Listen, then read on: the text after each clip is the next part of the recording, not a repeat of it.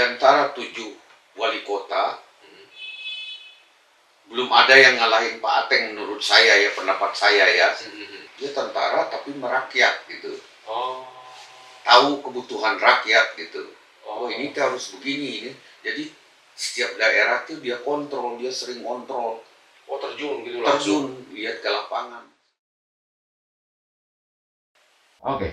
Assalamualaikum warahmatullahi wabarakatuh. Selamat menyaksikan lagi sekarang selamat menyaksikan lagi tayangan Puff Media di program Jurnalis Interview. Oke, nah sekarang di Jurnalis Interview ini kita akan mewawancarai salah seorang pewarta alias wartawan atau bahasa Inggrisnya adalah jurnalis senior.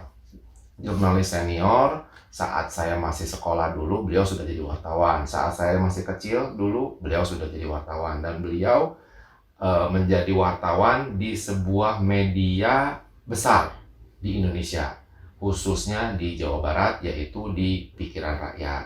Nah, karena beliau ini pos atau daerah tugasnya itu banyaknya di wilayah Bandung, begitu ya Pak ya? Bandung. Hanya banyak di wilayah Bandung, nggak pernah keluar Bandung kan Pak ya? Ya. Atau paling banyak, paling sering di Bandung, paling lama gitu di Bandung, di Jawa Barat aja. Oke. Nah, nanti kita akan bertanya mengenai perkembangan atau situasi atau bagaimana sih kondisi Bandung pada saat dulu dan dibandingkan saat sekarang, baik dari sisi kenyamanan, terus sisi traffic, terus perpolitikan, terus dari sisi masyarakat, balik sosial budayanya, juga kesejahteraan masyarakat itu seperti apa zaman dulu dan zaman sekarang yang sudah banyak berganti wali kota. Jadi dengan gambaran dari seorang wartawan senior kita bisa tahu bahwa cara memimpin si A hasilnya begini, dengan cara memimpin si B impactnya begini. Nah, begitu ya kira-kira ya. Oke, nggak perlu panjang lebar, saya kenalkan terlebih dahulu. Beliau adalah senior saya, namanya Pak Saya biasa memanggil beliau adalah Pak Indra. Nama lengkapnya adalah Nirwan Indra ya Pak ya. Beliau adalah wartawan senior, sekarang sudah pensiun. Ya, betul Pak, sudah pensiun? Sudah pensiun Pak ya? Iya. Di Pikiran Rakyat Bandung. Jadi masuk PR itu Pikiran Rakyat tahun 78. Masuk PR Pikiran Rakyat itu tahun 74. 74. Ya. Apakah di situ sudah jadi wartawan atau gimana Pak? Jadi karyawan dan staf dulu. Nah jadi wartawannya tahun berapa Pak? Jadi wartawannya tahun 78. Pertama kali jadi wartawan. Iya. Jadi pertama kali liputan ya Pak Indra ya? Iya. Pertama kali menulis berita. Iya. Pertama kali wawancara narasumber ya Pak ya? Iya.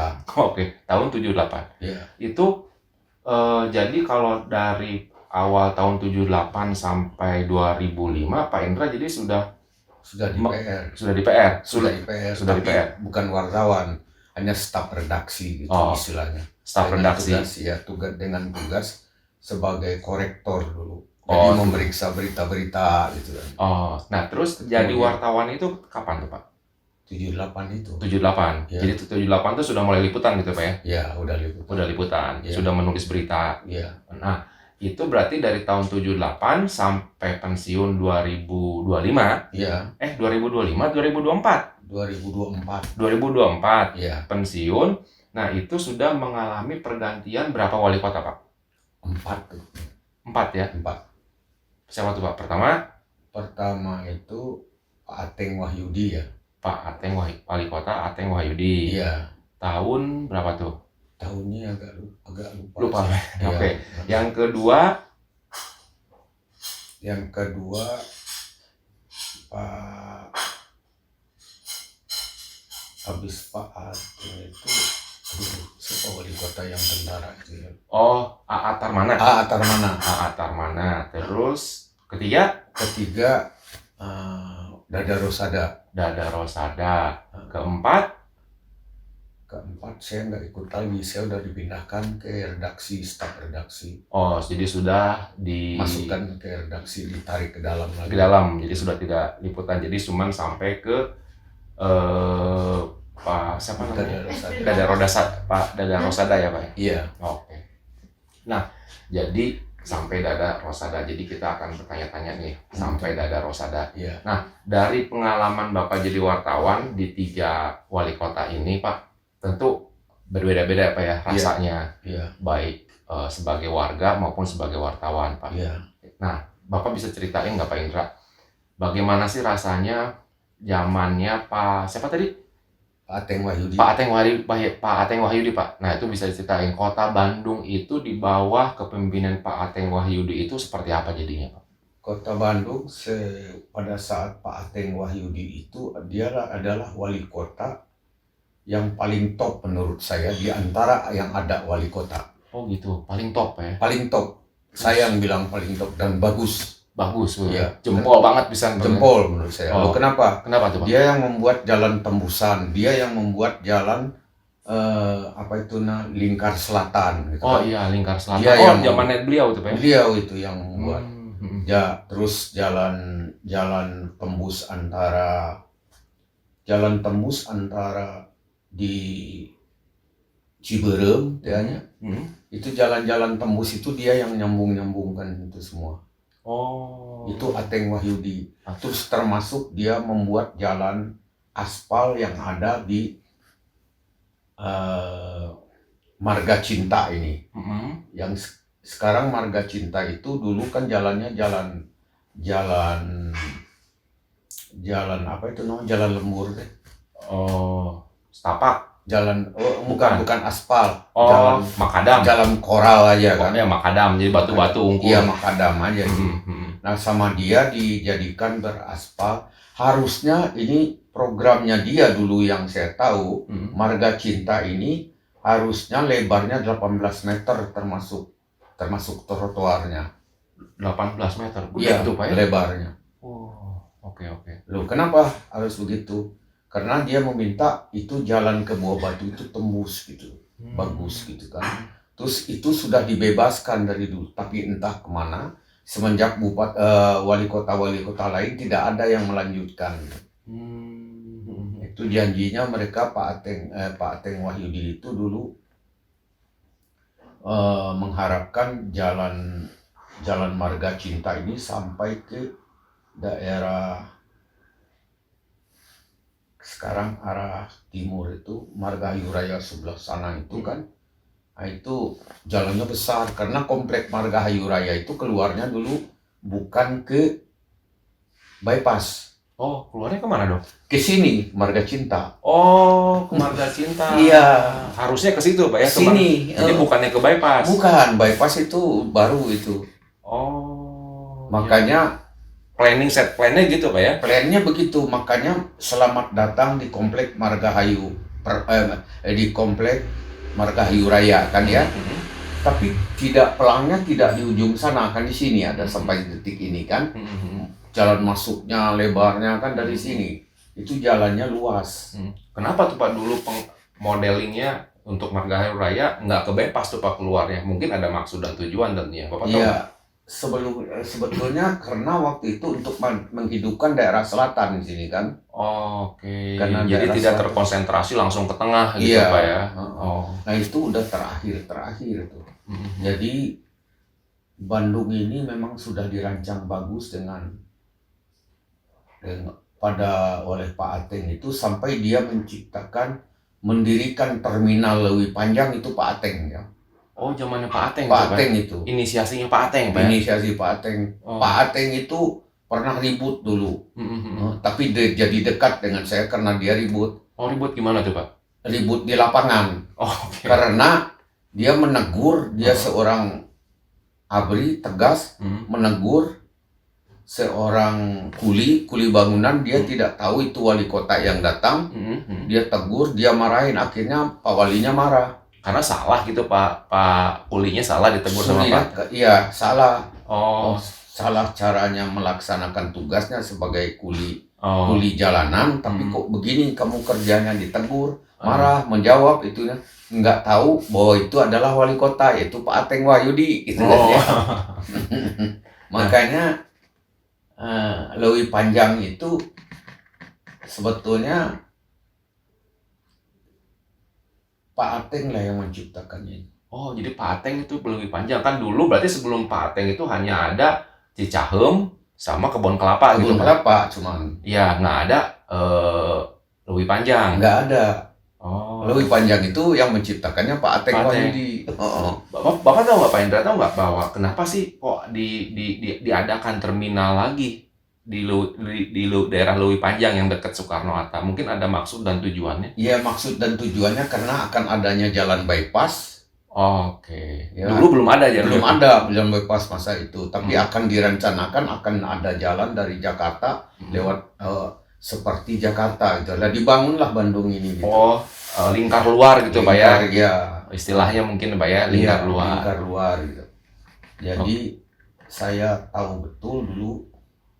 Saya dengan Pak Perdana Alamsyah itu dulu pernah meliput jalan tol itu kan dulu. Jalan tol itu kan. Jalan tol yang sekarang yang di Bandung ini yang apa? Yang sekarang ini. Enggak jalan tol. Jalan bypass Soekarno-Hatta bypass. Itu saya dengan Pak Perdana Alamsyah. Waktu itu dia sebagai wartawan foto waktu itu sebelum jadi pejabat gitu. Perdana itu. Jadi kami ngobrol dan saya agak lingas orangnya, saya agak beda gitu ya.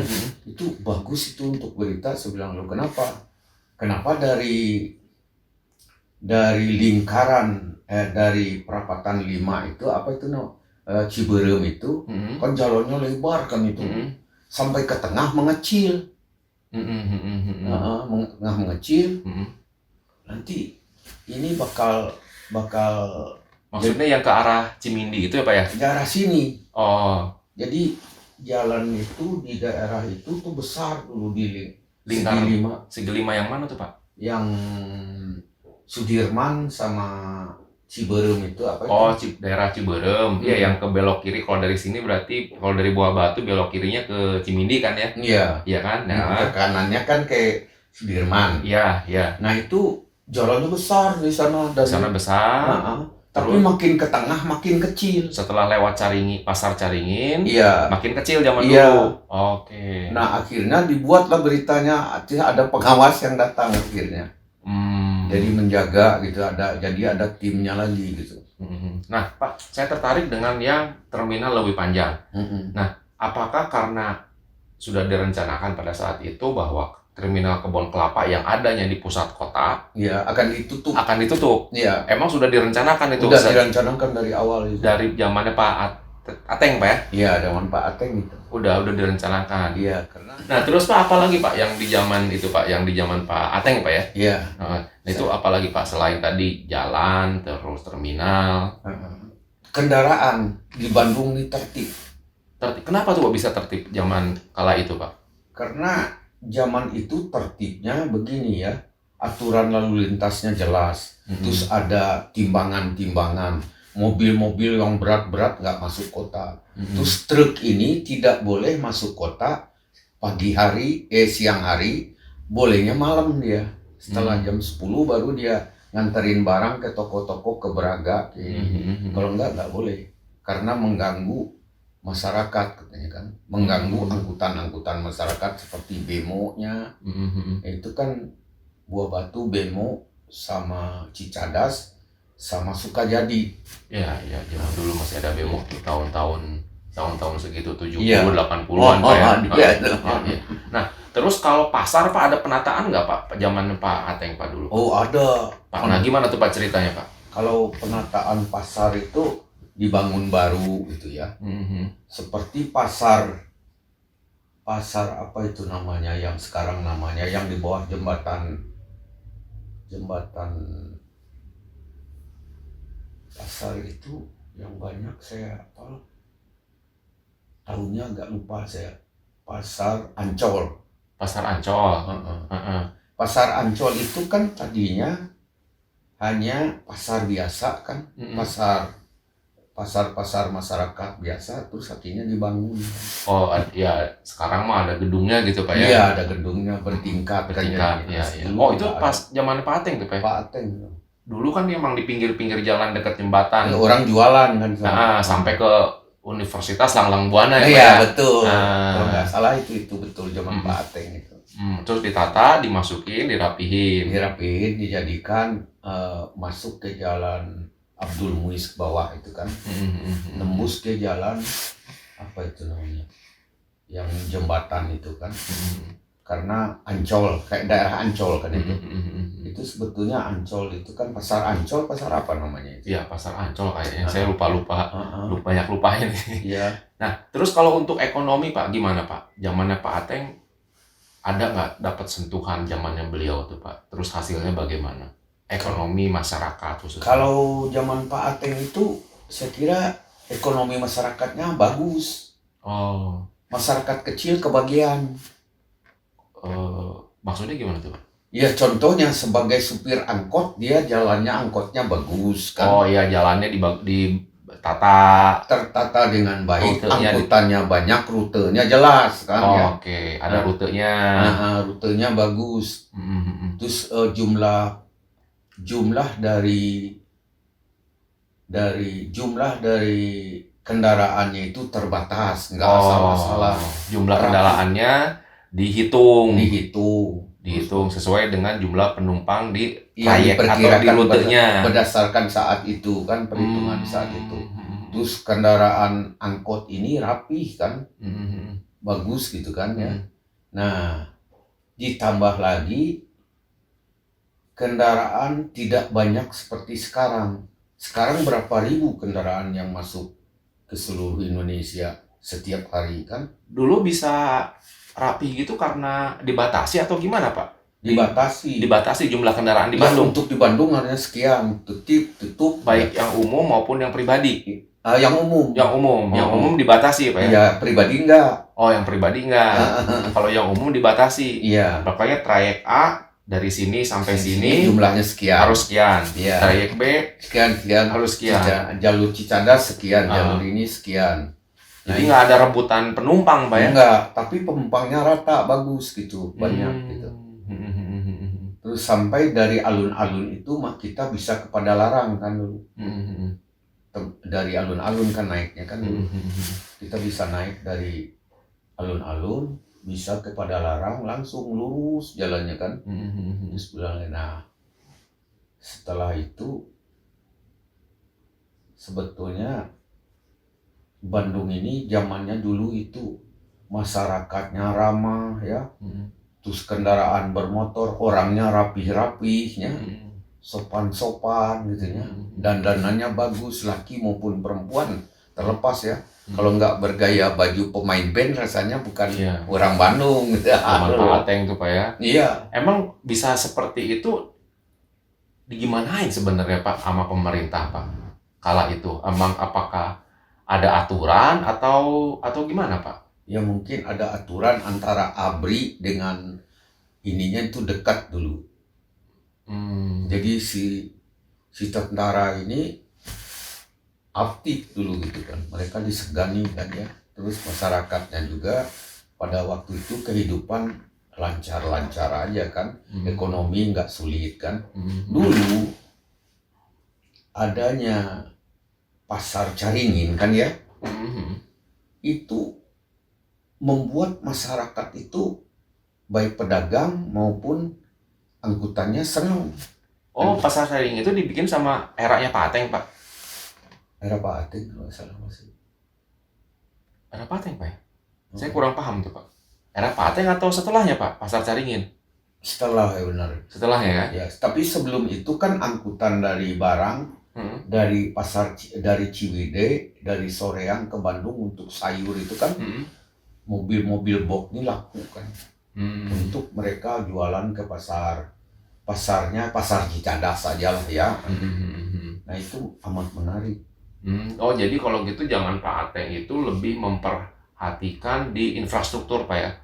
Infrastruktur ya. Dia diperbagus atau dioptimalkan. Ya, karena aturan ketat ya. Oh peraturan dia ketat. Contoh gimana Pak ketatnya? Ya contoh ini nggak boleh, truk tidak boleh masuk kota. Berat. Kan? Terus tidak boleh mengganggu masyarakat, karyawan-karyawan rapi-rapi kan ya. Jadi orang tidak terlambat melaksanakan lancar pada saat itu, dan jumlah kendaraannya memang tidak sepenuh sekarang gitu. Itu zaman sebetulnya kalau truk itu sekarang kan mobil bebas. Mau truk yang 3/4 dari mana bebas kan. Sampai bos gede-gede juga banyak masuk ya dulu kan. Oke. Terus sistem transportasi emang di Pateng dibenahi gitu ya. Dibenahi. Terus tata ruang juga dibenahi ya Pak ya. Iya. Tata ruang termasuk ini terminal, iya. terus Tempat pemberhentian. Oke. Itu Pak, ciri khasnya Pateng itu ya Pak ya. Iya. Nah, terus hasilnya menurut Bapak sebagai wartawan pada kala itu bagaimana, Pak? Menurut saya bagus. Kenapa? Saya kalau berpergian pada waktu itu bisa naik angkot ngeliput gitu. Nggak pakai motor capek naik angkot, celanceng ke dia. Misalnya saya tugas ke Hasan Sadikin, saya tugasnya ke kamar mayat ya. Beda dengan wartawan biasa saya ya, karena saya wartawan kepolisian. Dari Polrestabes saya ke Hasan Sadikin, naik apa saya? Naik angkot kan, ke Sukajadi, Muntasnya bisa naik angkot. Nah sampai di sana saya meliputnya di kamar mayat, saya beberapa sampai sore, saya tunggu, terus baru saya pulang. Terus biasanya saya berangkat dari Polres Cimahi kan, Polres Bandung namanya dulu ya. Naik angkot dari Cimahi ke Sukajadi. Ada angkot dulu kan, naik angkot bisa. Jadi semua angkutan umum zaman dulu terintegrasi Pak ya? Ya lancar. Nyambung ke angkot nyambung ke angkot ini gitu dulu. Iya, jadi terintegrasi Pak ya, nggak ada yang putus gitu Pak ya? Nggak ada yang putus. Sekarang kan tidak jelas. Kemana naik angkot, mana mau naik kemana kan bingung kita. Kalau dulu kan nyambung, angkot ini ke sini, angkot ini ke sini, angkot ini ke sini. Yang dari alun-alun Cicadas sudah aja alun-alun Cicadas, nggak seperti sekarang banyak angkot trayek sini. Nggak banyak trayek dulu. Kalau peraturan gimana tuh Pak? Peraturan untuk di Bandung kala itu Pak, peraturan baik peraturan tata tertib umum, peraturan dalam bisnis dan segala macam, juga perpolitikan, juga lalu lintas. Kalau untuk lalu lintasnya ya tertib lah dulu ya. Polisi ditakuti kan yang saya itu kan ya. Tentara ada, polisi ditakuti. Kemudian disegani kali Pak, bukan itu? Iya, disegani, mereka dihormat lah mereka ya. Terus mereka membimbing ke masyarakat itu kan, memberikan petunjuk-petunjuk. Tidak dikit-dikit nindak gitu Pak ya? Tidak, memberikan petunjuk. Edukasi Pak ya? Iya. Oke. Contoh kayak gimana Pak tuh? Ya contohnya kalau ada angkot misalnya, supir angkot ya diperiksa sama dia. Belum udah ini, coba kamu SIM-nya itu dibereskan dulu. Kalau belum beres mah jangan. Jadi tidak langsung main tindak. Iya. Terus bikin SIM juga dulu nggak kayak sekarang. Sekarang bikin SIM pet jadi kan. Iya. Berapa puluh orang hari itu. Zaman kami dulu dites, balik lagi, berhenti lagi. Sekarang juga kan dites Pak, bikin SIM sama. Iya, tapi tesnya kan beda. Tidak diberikan penjelasan. Bisa saja yang pesan lewat ini, tetapi tidak jelas kan. Kalau dulu kan diberikan penjelasannya jelas. Ada edukasi dulu, baru tes gitu Pak ya. Kalau sekarang mau ujug-ujug tes gitu. Ujug tes sudah aja. Nyonya lulus. Oke, itu bedanya. Iya, bagaimana caranya kamu zaman saya dapat SIM? Bagaimana kamu kalau kamu menyusul kendaraan di depan dari mana? Itu kita nggak boleh nyusul dari kiri. Harus dari kanan kan. Karena nanti kita ada gambaran, tapi dengan perhatian, hati-hati lawan kan gitu kan. Kalau nggak ada lawan baru nyusul. Kalau sekarang dari kiri masuk, dari mana aja masuk kan. Lewat nyusul. Ya, kalau bikin SIM-nya tertib, benar, sesuai dengan prosedural yang benar, ya imbasnya nanti di jalanan pun banyak orang akan bagus, banyak orang yang benar. Iya. Nah, mungkin ini yang harus bikin lagi ya Pak ya, dibenahi lagi sekarang ini ya Pak ya. Jadi aparat yang sekarang bikin SIM itu bukan bikin, sebenarnya di situ adalah pentingnya ada pendidikan, ada pendidikan yang membuat orang itu mengerti berkendaraan dengan tata krama yang baik gitu kan. Iya, sesuai dengan undang-undang yang berlaku ya Pak ya. Jadi jangan ujuk-ujuk dites ya Pak ya. Iya. Jadi harus ada dididik dulu, diedukasi dulu, baru dites. Iya. Nah, nanti kalau lulus baru dapat SIM-nya. Iya. Oke, ya harusnya begitu ya Pak ya. Udah balik dulu. Nggak gampang bikin SIM dulu. Zaman itu Pak ya. Iya. Oke, jadi ciri khasnya dan bikin SIM itu dulu langsung di kantor polisi. Sekarang juga masih sekarang. Di Polrestabes dulu bikinnya. Oh, di Polrestabes, bukan di Polres. Bukan. Oh, jadi satu Bandung, baik orang kabupaten maupun Bandung Barat bikinnya. Tetap kalau kabupaten di Cimahi. Kabupaten di Cimahi. Iya. Kalau orang Bandung di Polrestabes. Kalau orang Bandung Barat?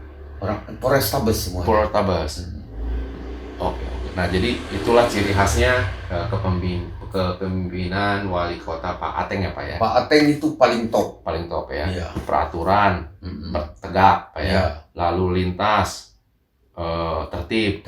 Keamanan nyaman. Ya. Terus budaya Bandung jadi budaya masyarakatnya itu apa tuh, akur itu apa itu ya? Ya baik lah. Ya oke lah, jadi nyeni juga ya Pak ya. Iya. Karena seni dulu didukung ya, walaupun beliau tentara Pak ya. Iya didukung, dia tentara tapi merakyat gitu. Oh. Tahu kebutuhan rakyat gitu. Oh ini tuh harus begini ini. Jadi setiap daerah tuh dia kontrol, dia sering kontrol. Oh terjun gitu langsung. Lihat ke lapangan, makanya membangun pasar. Mengamun terminal itu dia turun ke lapangan kontrol. Oh iya, jadi dia tuh ke ke infrastruktur, jalan, bangunan, khususnya untuk perekonomian masyarakat. Dia fokusnya di situ ya Pak ya. Bukan teori, dia mau orang praktik dia mah. Oh aplikatif Pak ya. Ya aplikatif lah. Oke. Nah itu ciri khasnya Pak Ateng. Iya. Setelah Pak Ateng siapa tuh Pak?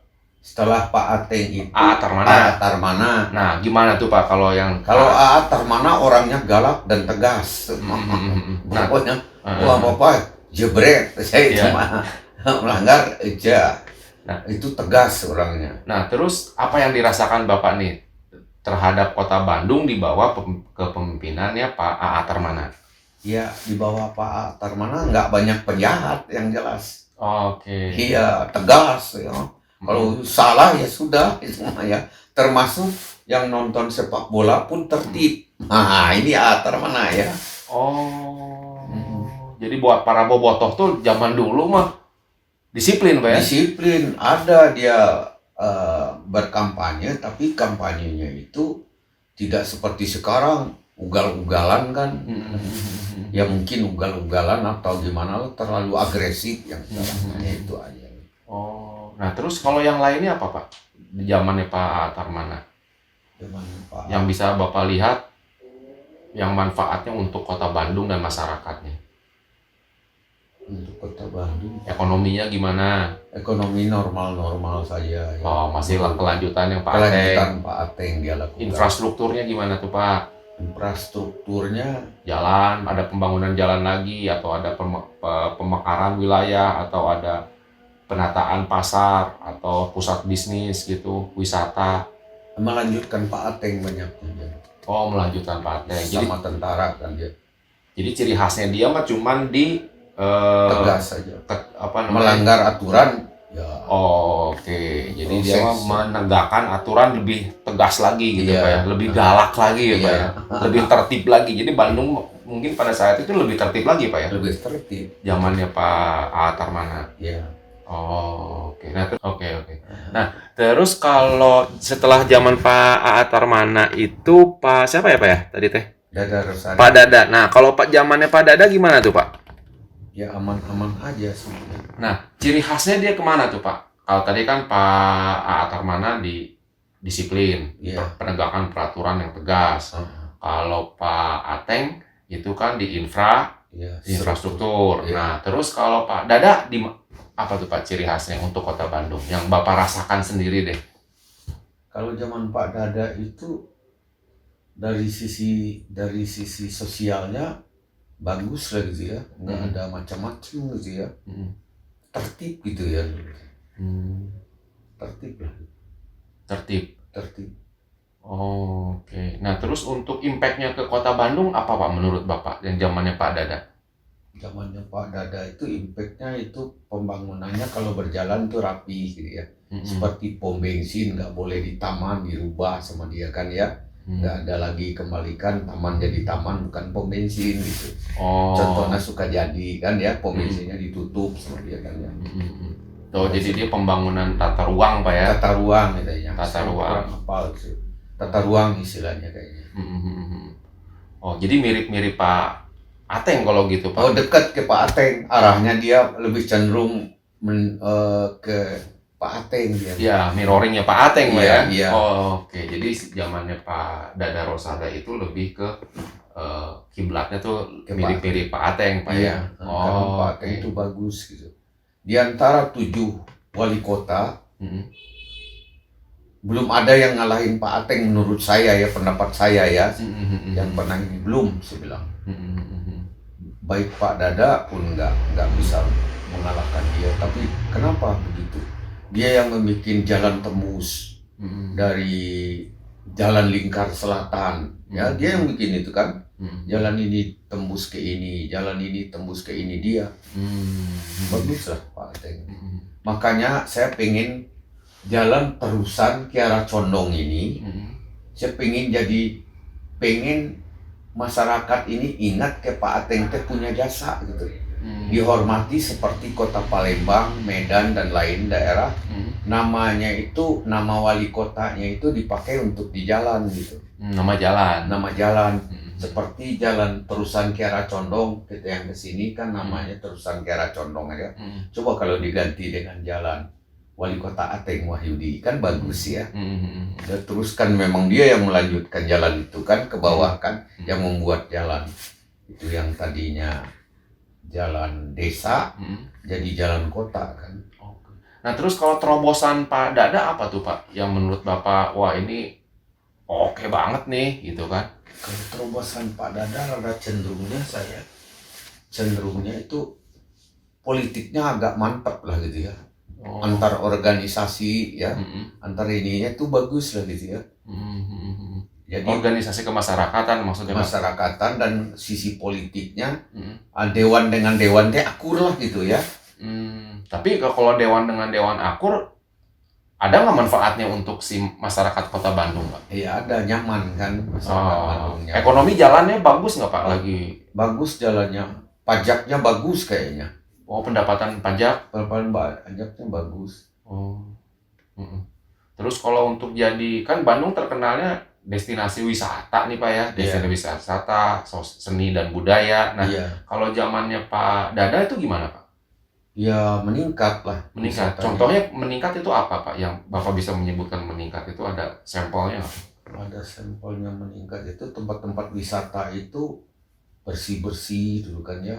Walaupun di Kota Bandung tidak pusat wisata, tetapi dia adalah terminalnya untuk berpergian ke Kota Bandung dulu, baru ke Lembang. Lembang bukan daerah kita lagi kan, itu kabupaten yang punya. Tetapi orangnya itu piknik ke daerah kabupaten, nginapnya di Bandung, itu hebatnya kan. Oh, nah kenapa bisa begitu Pak ya? Nah itu saya juga agak heran ini, kenapa zaman dulu orang tuh cenderung tinggalnya, kalau sekarang kan orang mau ke Ciwidey, yang nginep di Ciwidey kan. Kalau dulu enggak, dia mau ke Ciwidey, mau ke Pangalengan, mau nginepnya di Kota Bandung. Nginep tetap di Bandung. Iya, itu hebat nanti. Uniknya di situ Pak ya? Iya unik itu. Itu Pak Dada begitu Pak ya? Bisa mengatur gitu ya? Bisa. Oh, oke, hebat, keren. Keren lah itu. Jadi Kota Bandungnya sendiri tidak kehilangan income ya Pak ya? Tidak, pemasukannya tinggi. Malah tinggi, hotel penuh, restoran laku Pak ya? Belanja oleh-oleh kenceng di sini. Makanan ciri khas kesundaannya menonjol kan. Walaupun dia mainnya ke Lembang. Iya, mainnya ke Lembang. Mainnya ke Lembang, nginepnya di balik lagi ke Kota Bandung. Oh. Jajannya di Kota Bandung, belanjanya di Kota Bandung, keluar dia bawa gitu kan. Oh. Itu bisa begitu menurut Bapak, kenapa tuh Pak? Bagus nih Pak, unik. Karena makanannya itu enak-enak pada masa itu ya. Terus tidak makanan reka-rekaan kan, makanan tradisionalnya benar-benar tradisional dan terasa nyaman gitu. Nah itu apakah ada apa ya, instruksi atau ada himbauan atau ada edukasi dari pemerintah nggak soal itu? Kan itu mungkin strateginya pemerintah ya Pak ya, dibawa ke pemimpinannya Pak Dada. Mungkin pembinaan lewat aparat-aparatnya itu tertib kayaknya. Oh, karena zamannya Pak Dada tadi Bapak bilang ada sinergi orang politik dengan sosial kemasyarakatan, sehingga mereka akan membangun strategi Pak ya untuk iya. Bagus, nggak ada ribut-ribut, nggak ada ini. Pokoknya di Bandung ini penuh, Kota Bandung ramai. Setiap weekend, long weekend. Wah, ramai. Tapi mereka siang harinya hilang, malamnya ngumpul lagi gitu. Malamnya ngumpul lagi di sini. Karena dia nginepnya di Bandung. Di Kota Bandung ini, kota yang indah, itulah ciri khasnya kayaknya dulu. Oke. Nah, terus Pak, loncat nih Pak ke era yang sekarang, wali kotanya kan Farhan nih Pak. Nah, itu menurut Bapak gimana nih Pak? Apakah sudah bisa mengejar prestasi-prestasi pejabat daerah era Bapak yang tadi Pak Ateng, Pak A sama Pak Dada untuk Kota Bandung? Saat ini mah belum kelihatannya. Saat ini belum Pak.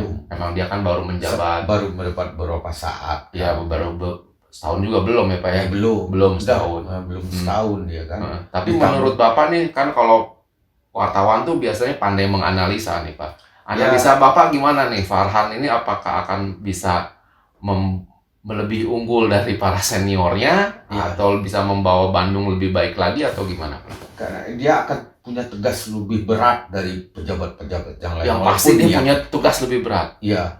Kenapa? Bukan sisi politik ya, dari posisi kenyataan aja.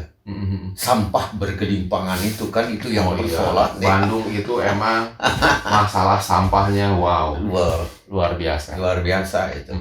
Nah ini macet lagi Pak, masalah macet dan sampah ya. Nah yang macet itu di dunia ini yang macet sampah baru di Bandung kan dia. Kota Bandung macet. Nah, itu aja sebetulnya persoalan yang lain bagi dia aman-aman saja lah. Apalagi dia orang Bandung, apal Bandung kan ya. Terus masa remajanya di Bandung kan ya. Saya kira nggak akan begitu sulit. Namun yang dihadapinya tidak semudah itu sekarang. Persoalannya banyak kan ya. Ya kondisinya lain, jalannya repot. Terus ditambah lagi sampah ini kan udah luar biasa. Kita di depan rumah aja lihat sampah sekarang di Bandung udah repot. Kenapa? Karena zamannya Pak Ateng dulu orang tidak ada plastik kan. Yang kita bawa rantang kan dulu kan ya. Zaman dulu. Iya. Tapi zaman sekarang orang nggak budayanya pakai plastik. Plastik produknya banyak. Jadi zaman sekarang emang budayanya sampah banyak. Sampah banyak. Banyak sampah. Iya. Nah ini jadi sekarang itu yang jadi persoalan ada penempatan yang tidak pada tempatnya produk gitu ya. Ya contohnya tanpa disadari Sierra ini kan air kan. Oh iya. Ini Sierra yang apa tuh Pak? Air minum, air minum dalam kemasan. Dalam kemasan. Pabrik atau gudang? Pabrik air minum merek Sierra. Oke. Adanya di Kiarasari ini kan, di jalan terusan Kiara Condong kan ini. Oke. Di tengah kota. Iya. Oh dekat perumahan berarti Pak ya? Dekat perumahan ini. Oh iya. Dekat perumahan sekian kilo ke Cikapundung, dekat kantor Samsat ini. Itu pabrik atau gudang? Pabrik. Yakin pabrik Pak? Iya. Yakin. Coba Anda lihat nanti ya. Sumber itu berdasarkan keterangan yang saya dapat kecil-kecilan, saya belum secara formil, itu ada RW yang memberikan izin. beberapa RW di sini. Tapi si RW memberikan izin, tapi masyarakatnya tidak tahu kan bahwa dia dapat ini. Harusnya ada persetujuan. Jadi ada persetujuan dari warga bahwa mereka setuju adanya itu, dalamnya itu kan 600 meter kayaknya. Iya, dia ngambilnya kalau emang pabrik dia ngambil ada istilahnya itu. Iya, saya lupa aquifer. Jadi air tanah dalam. Iya, betul, air tanah tapi yang bukan bergelombang di atas tapi yang di bawah ya. Nah, ini aquifer tertekan. Ya, air ini akan membahayakan masyarakat di sekitar ini, yaitu ada 4 komplek ini yang bahaya dulu. Yang dekat pabrik ini. Yang di sampingnya itu kan. Satu Kiarasari, Anta Baru Endah, Bahagia Permai, dan sekitarnya kan. Belum yang perkampungan yang di depan kan. Nah, itu akan kena dampak. Itu yang harus dikejar kalau mau ngejar nanti. Nah, izinnya dari mana ini? Zamannya Pak Farhan ini sekarang wali kota ya. Kalau dia harus menertibkan, jangan jauh-jauh dulu. Itu dulu. Ya, seperti ini. Pabrik di tengah kota Bandung boleh nggak nih, walaupun air minum gitu. Iya, tapi kan bahaya. Ke bawah kan bisa nanti seperti yang kejadian di Sumatera kan. Amblas ke bawah kan. Bisa terjadi kan itu. Walaupun nggak saat ini, tapi masa datang yang perlu dipikirkan.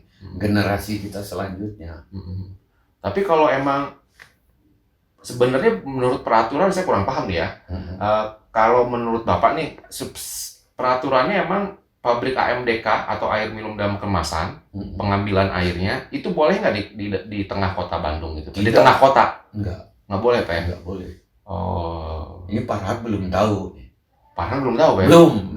Pak Farhan nonton ya? Biar Pak Farhan belum tahu. Ini yang ngomong nih mantan wartawan Pikiran Rakyat Bandung. Dan saya kenal baik dengan Pak Farhan kok. Oke. Pak Farhan belum tahu yang belum ini. Tahu nih, harus tahu, harus menyelidiki. Tapi izinnya dari mana kan? Saya juga bingung ini. Izin dari mana ini? Harusnya nggak dapat izin gitu, Pak? Nggak dapat izin karena harus persetujuan warga dan lokasi harus dipelajari dulu. Warga nggak setuju? Nggak setuju. Cuman pada diem karena tingkat RW-nya sudah keracunan kayaknya. Karena RW sudah meng-ACC. Iya. Emang ini pabriknya baru itu, Pak? Udah lama juga. Udah berapa tahun, Pak? Nggak tahu, udah lama, ada 10 tahun lebih kayaknya. Berarti ini mah eranya jauh sebelum Farhan dong ya? Ya, jauh, bukan baru. Jauh. Nah, jadi baiknya pas era Pak Farhan ini ditertibkan. Kalau untuk mendapat perhatian. Iya. Mendapat perhatian. Oke. Supaya nanti kota Bandung juga akan tertata dengan baik ya Pak ya. Tertata dengan baik, tidak ada longsor, tidak ada ini kan. Sedangkan daerah ini kan membawahi Margahayu Raya kan ini airnya ke bawah. Apalagi Bandung kan termasuk daerah yang sulit mendapatkan air bersih sebenarnya Pak ya. Iya betul. Harusnya jangan di dalam kota gitu. Kalau bikin ya di pinggir lah gitu ya. Yang masih ada sawah kayak di Vietnam kan gitu kan. Ya, dia bukan di daerah padat penduduk gitu ya Pak ya. Jangan padat penduduk, ada komplek kan. Jadi salah satu PR Pak Farhan itu tuh. Jadi tata ruang tuh harus lebih dibagusin lah ya. Ditata kembali. Tata kembali. Jadi perkantoran dikumpulin di mana. Iya. Ekonomi masyarakat ada di mana begitu Pak ya. Iya. Kalau untuk daerah industri adanya di mana gitu Pak ya. Untuk daerah wisata di mana dan harus dibagaimanakan begitu. Iya. Jadi usulannya apa nih Pak ke Pak Farhan Pak? Enggak Pak. Untuk Pak Farhan. Pak Farhan mohon ditertibkan itu masalah air ya, galian boran untuk sumber air. Ditertibkan lah itu sebetulnya. Setiap rumah atau gimana? Atau yang khusus? dia susu pabriknya aja, rumahnya sudah aman ini, airnya sudah bagus. Kami ledeng ada, ini ada. Ledeng itu pam ya? Ya, pamnya ada, jalan pamnya di sini. Farhan ada, jalan pamnya udah jalan ini, yang baru ya. Nah itu yang bermasalah itu, yang kekhawatiran yang ada di masyarakat, tapi mereka banyak yang diam karena nggak tahu apa-apa. Tapi kalau kita berpikir secara masa depan nantinya, jangan seperti yang sudah kejadian di Sumatera kan. Di Sumatera kejadiannya itu nggak semua Sumatera kan, hanya daerah-daerah yang dijadikan proyek kan cuma. Itu yang berbahayanya itu kan.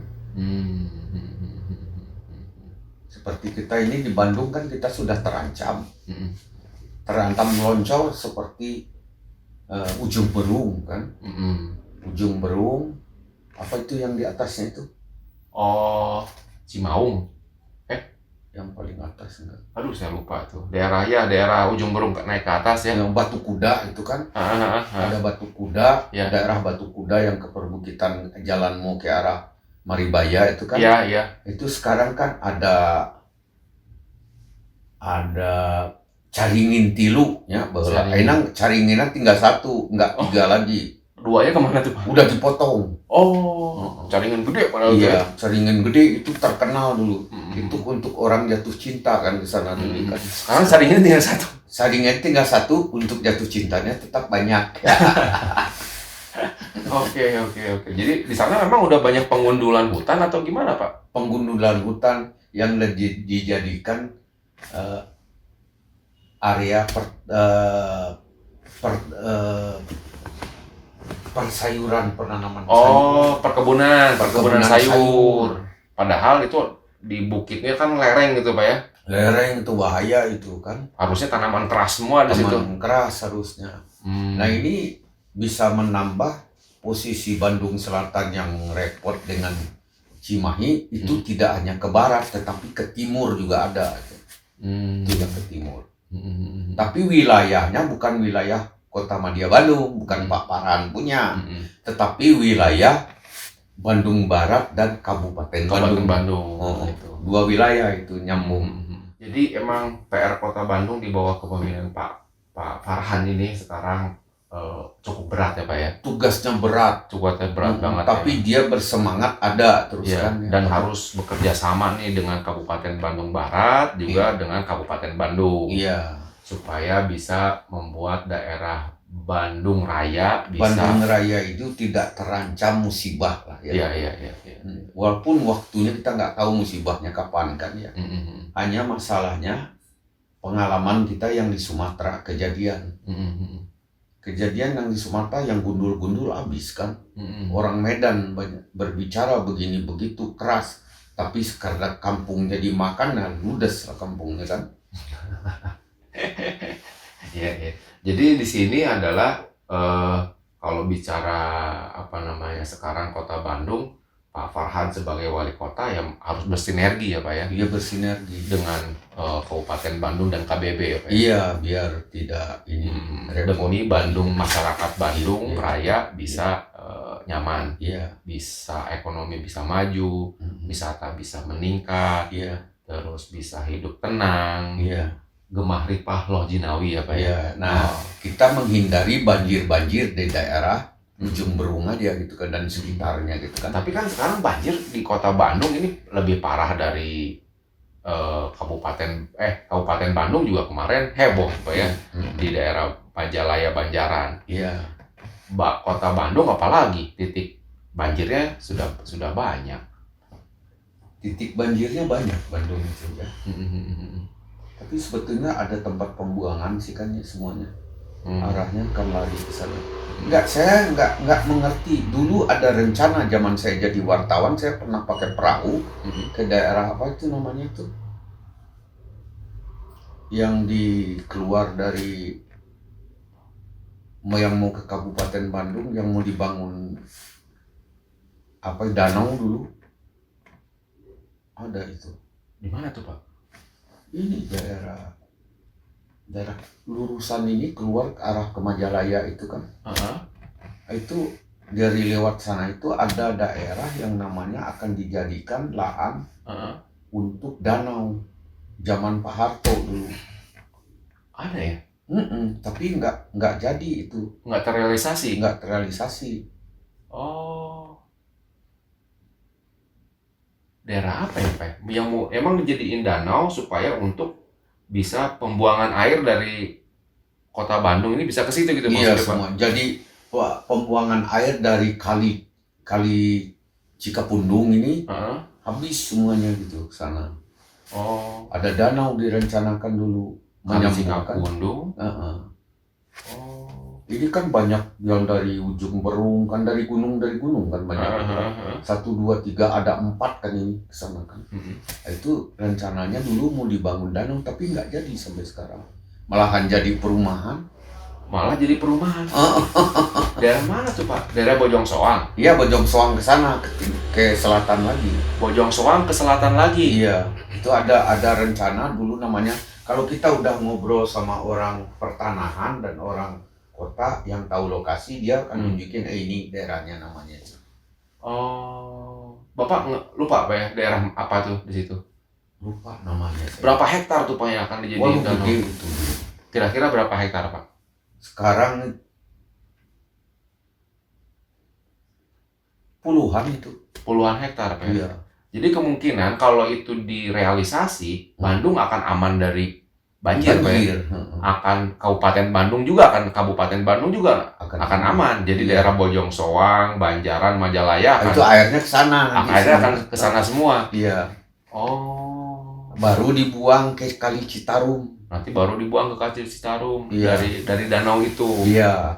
Oh, oke. Bagi teman-teman yang tahu, bagi penonton yang tahu daerah mana tuh yang zamannya Pak Presiden Soeharto di daerah Kabupaten Bandung akan dibikin danau, tolong di komen ya. Nanti kita akan bahas lagi. Iya, betul.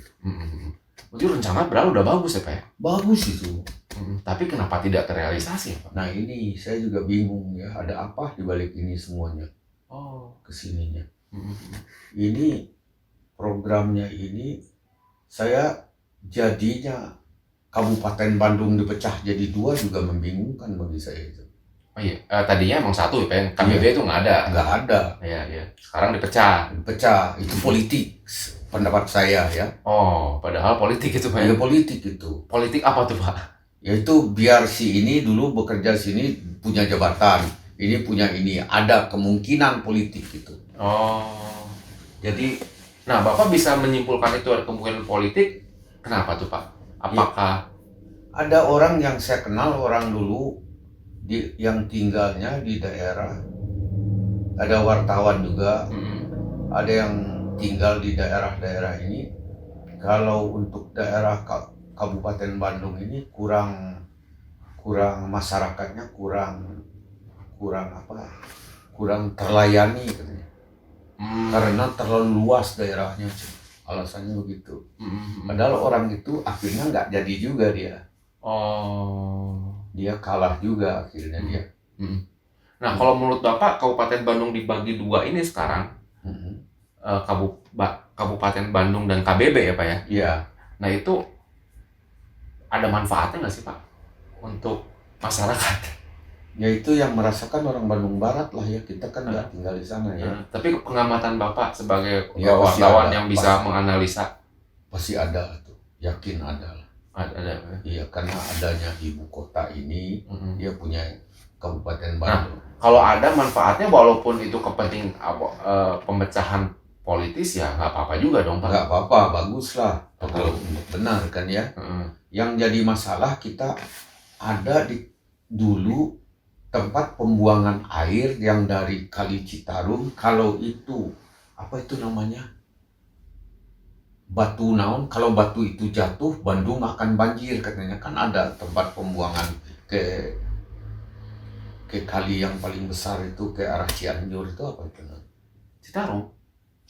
Iya, Citarum. Sebelum Citarum itu dari Bandung ini ada kali kan ya. Kalinya itu ada batu, nggak kelihatan, kecil semuanya batu. Tapi batu itu ada sejarahnya. Kalau batu itu lepas jatuh ke dalam, Bandung akan banjir. Ternyata batunya udah nggak ada, sekarang nggak banjir. Berarti mitos. Iya, mitosnya tinggi itu. Oh, oke.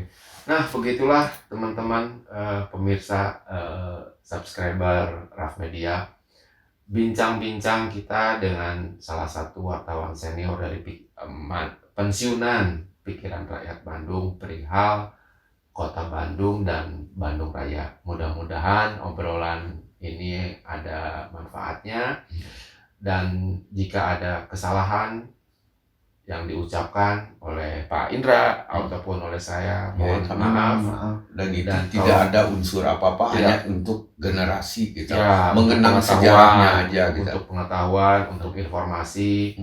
Dan nanti kalau ada tadi pertanyaan yang salah dari kami, atau ada yang mau meluruskan atau ada pendapat lain, silakan di komen ya. Silakan di komen, ditulis di komen. Nanti kita akan coba bahas dan kita akan coba kita menggali lagi ya Pak ya. Menggali berdasarkan aturan undang-undang yang ada ya, peraturan daerah yang ada gitu. Ya, intinya obrolan kita kali ini mudah-mudahan bermanfaat, obrolan ringan yang sebenarnya tidak ringan juga nih, rada-rada nyerempet juga, tapi bagi yang kena serempet, mohon maaf, mudah-mudahan ini justru bisa memotivasi, bisa membuat Bandung lebih baik lagi, karena Pak Indra mantan wartawan, pensiunan wartawan Pikiran Rakyat, ingin sekarang ingin menjadi Bandung itu lebih baik lagi Pak ya. Lebih bagus dari zaman dulu lah gitu. Ya. Jadi nama Bandung itu yang kan amat dikenal ya. Ya. Bandung itu indah, orangnya ramah, cantik-cantik, ganteng-ganteng kan dulu ya. Tapi sekarang kok cuman kucem-kucem jadinya. Setelah saya amati, oh ini pengendara motor kok gini, oh ya adanya perubahan, ada Grab, ada ini kan ya. Sebetulnya Grab ini harusnya, angkutan kendaraan ini kembalikan aja seperti dulu. Orang Buah Batu punya angkutan Buah Batu udah gitu, tapi akurkan aja, jangan berperang kan gitu. Orang ini jadi jangan ngambil dari mana-mana. Saya inginnya di kota Bandung ini angkutan juga, kalau saya perhatikan ini nomornya nomor dari Jawa, ini nomornya dari luar kota Bandung ya, jauh. Nomor motornya Grab itu kan, oh kok motornya ini berarti orang dari luar. Jadi digitalisasi di sini juga harus diperhatikan juga, tidak bisa asal gampang aja gitu. Harusnya sekarang orang daerah sini yang punya angkutan, dulu kami kan punya dari sini angkutan sendiri kan ya. Itu mereka hidupnya jadi terjamin kan.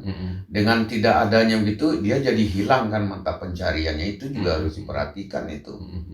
Jadi hanya yang perlu kita cegah antara daerah ini dengan daerah ini, kalau datang ke sana jangan dimusuhi, kan itu kan tadi. Hanya itu aja, jangan berperang antara yang usahanya angkutan begini, ya udah sama-sama saja gitu ya. Iya, benar sih Pak. Jadi kalau seperti dulu pakai angkutan massal, ekonomi jadi lebih baik Pak ya. Lebih bagus. Mudah-mudahan angkutan massal. Tapi kalau untuk ada angkutan massal sekarang ini kemacetan harus dibatasi dulu, dihilangkan. Ada untuk menghilangkan kemacetan yang berat itu ada. Terus sama keamanan Pak. Sekarang kan orang takut mungkin naik angkutan bus umum kayak bus kota karena keamanan. Iya, angkutan umum biasa juga orang takut. Kalau adanya 3 orang, toto ada penjahat di dalamnya. Mereka ketakutan karena keamanan. Jadi itu adalah PR juga tuh ya. Iya, kerja pemerintahan Bandung.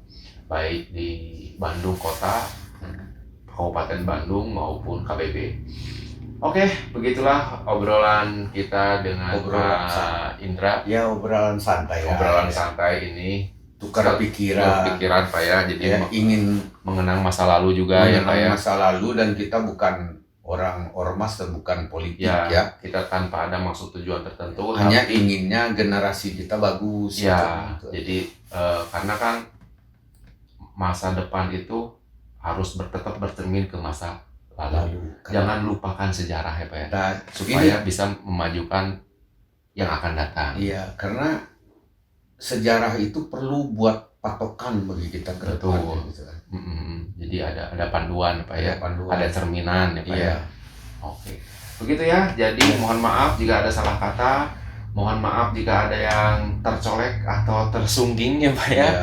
Tertoel maaf ya. Kami Tidak ada maksud apapun karena kami tidak mempunyai kepentingan politis dan segala macamnya. Kami hanya mempunyai kepentingan ingin Kota Bandung lebih baik lagi, Bandung Raya lebih cantik lagi, lebih tertib lagi, bebas dari banjir, bebas dari kemacetan, insya Allah. Terus ekonomi bisa berjalan dan Keep Bandung Beautiful-nya bisa tetap mengudara, bisa tetap tercermin di kehidupan sehari-hari. Jadi Kota Bandung tetap jadi orang untuk beristirahat lah ya. Ya, untuk refreshing, istirahat. Untuk beristirahat, untuk belajar sebagai kota pelajar kan. Kota pelajar. Orang-orang lulusan Bandung ini di luar Jawa itu amat dikagumi loh, jangan salah ya. Oke. Dengan apa? Kenapa? Bukan karena ada ini, yang jelas ada ITB kan ya. Ada ITB, ada Unpad, ada UPI. Terus dan perguruan swastanya juga banyak banget. Iya. Banyak banget. Ada Unisba, ada Unpar kan. Ada Unpas, ada Maranatha, ada saya sampai lupa deh. Pokoknya banyak banget deh untuk pendidikan. Jadi jadikanlah Kota Bandung sebagai kota pendidikan, kota wisata, kota kuliner, kota kenyamanan dan ketenangan. Oke. Harus siap. Pemimpin Bandung harus mempersiapkan diri bagaimana memindahkan alun-alun ke daerah Bandung Timur. Emang mau dipindah Pak? Harus. Ada lagi nih. Akan pindah. Mau tidak mau pindah sendiri nanti. Alun-alun yang ada di Asia Afrika. Ya, karena nanti akan sepi, orang malas kan ke sana. Oke, jadi mau pindah ke Bandung Timur nanti. Daerah mana tuh Pak? Daerah Bandung Timur ya daerah apa itu namanya? Daerah Cileunyi gitu kan. Sebelum Cileunyi kan. Sekarang orang itu banyak di Sumarekon kan sekarang. Oh iya. Nah itu kan sudah arah Sumarekon itu kan ke timur lagi. Jadi karena itu daerah di Sumarekon itu sudah akan dipersiapkan kereta api cepat kan di sana. Dari Jakarta nanti ke sana, dari ini ke sana. Nah nanti Bandung Timur ini akan menjadi segitiga kan. Daerah Cileunyi, Ujung Berung, Cileunyi itu yang sananya kan Cileunyi, itu akan jadi ada tol nanti arahnya ke Tasik kan, ada tol yang udah jadi sekarang ke Cirebon kan sudah kan? Sudah. Nanti ke Pangandaran juga ada, Tasik Pangandaran ada nanti gitu, ke Garut kan. Oh nanti emang alun-alun kan pindah itu Pak? Tanpa disadari alun-alun itu kan pindah dengan sendirinya nanti. Wah. Ada informasi baru nih. Alun-alun Kota Bandung akan pindah ke arah timur. Kapan terjadinya, Pak? Terjadinya kita tidak tahu. Tapi sekarang kita jalan pagi, kita hari Minggu main-main di sekitar Sumarekon, orang udah banyak di sana. Istirahat, makan-makan, pamer PW, pameran ini, mobil mewah ada di sana kemarin ini kan. Wah ini alun-alun udah mau pindah, saya bilang kan. Ketawa semuanya orang sana. Si bapak eta mah cenah. Cengos. Oke, terima kasih bagi yang sudah menyimak. Assalamualaikum warahmatullahi wabarakatuh. Bye.